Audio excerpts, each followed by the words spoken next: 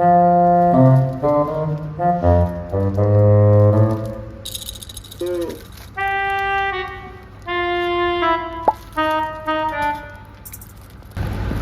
latest risk indicator shows a consistent upward trend.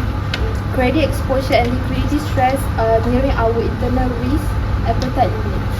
I've seen the figures, but they are not ideal, but don't suggest an immediate crisis.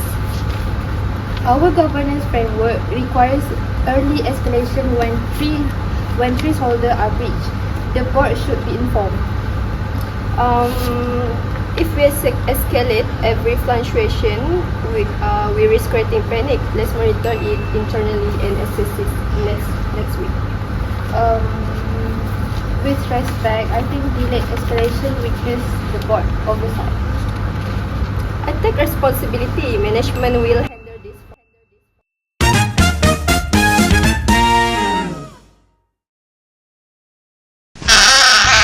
Morning. Yes, morning. So I'm really concerned. The risk indicators have breached tolerance limit across multiple portfolios. And under our enterprise, the risk management framework. So this requires immediate escalation to the board. I'm aware the decision was made to continue monitoring the risk. That contradicts our formal risk escalation policies and weakens the three lines of our defense. I raised the issue, but escalation was deferred at senior management level. So this reflects a weak risk culture where risk concerns are subordinated to short-term performance pressure. And at the strategic business unit level, this means early warning signals are not translating into timely decisions.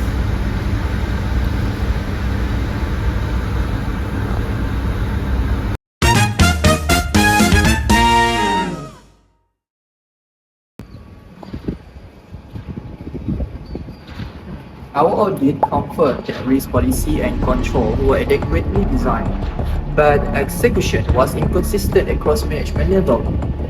So this is not a policy failure, but the failure of accountability. Correct. More critically, risk reports were filtered and delayed before reaching the board. So they undermine transparency and compromise independent board oversight.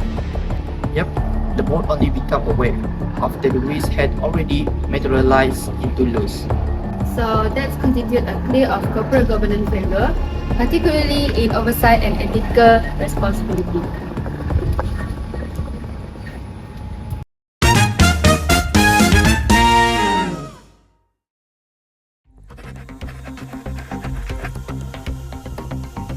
Earlier escalation and proactive risk mitigation could have reduced the severity of the impact.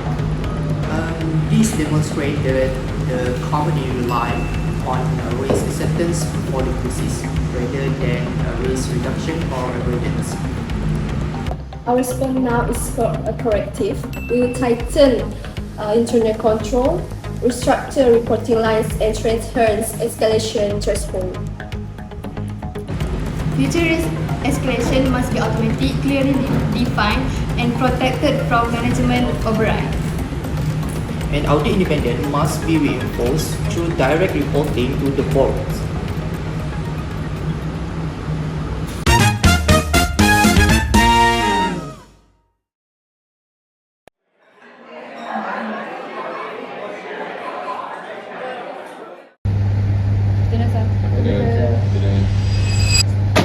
So we're here today because the board received the critical risk information too late. This represents a serious breakdown in governance, oversight and accountability. So CEO, why was the board not informed about this threshold earlier? Actually, the discussion was made by management level to delay escalation. I acknowledge that the judgment was flawed and I accept full responsibility about our company. The governance framework exists to prevent this exact situation. Management discretion must never override board oversight. At the corporate level, we must enforce non-negotiable escalation rules with direct board reporting. And at the strategic business unit level, continuous stress testing and early warning indicator must be embedded into decision making. We also recommend a strong framework with continuous risk monitoring, independent review, and transparent reporting directly to the board. Good governance is not reactive. It's proactive, transparent, and disciplined. This board expects sustained monitoring, clear accountability, and a culture where risk is escalated, not suppressed. So that is all for today. Meeting is adjourned.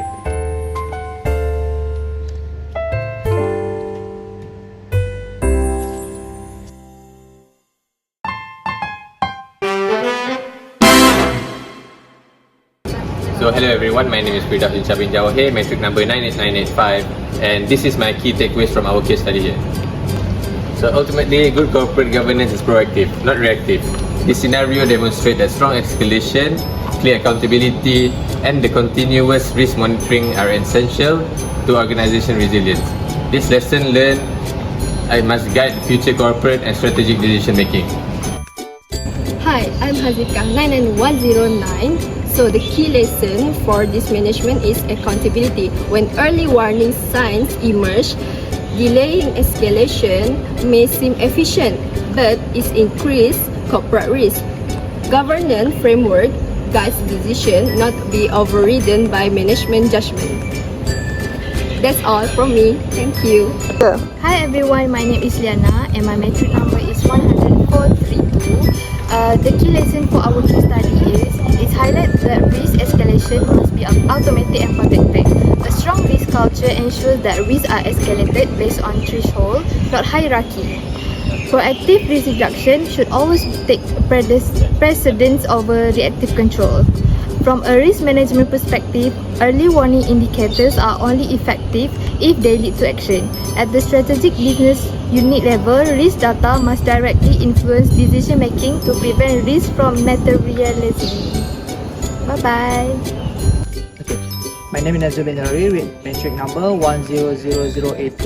So for the lesson for internal audit is independence. Effective governance requires transparent reporting and direct access to the board. Strong monitoring, review and reporting mechanisms are essential to ensure accountability and oversight. Hello everyone, my name is Adeline Hiana Paul with metric number 97927. So, my key lesson for this video is oversight. Governance fails when transparency is compromised, so independent challenge and timely information are critical to fulfilling the board fiduciary responsibility.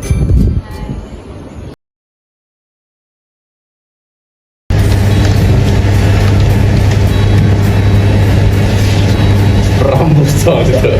Payah.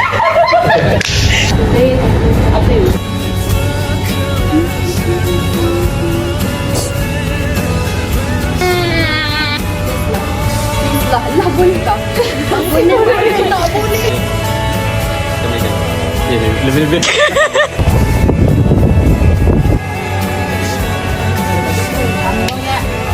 Aku dah depan atas dah. Bagilah, aku baru je. Aku akan ni.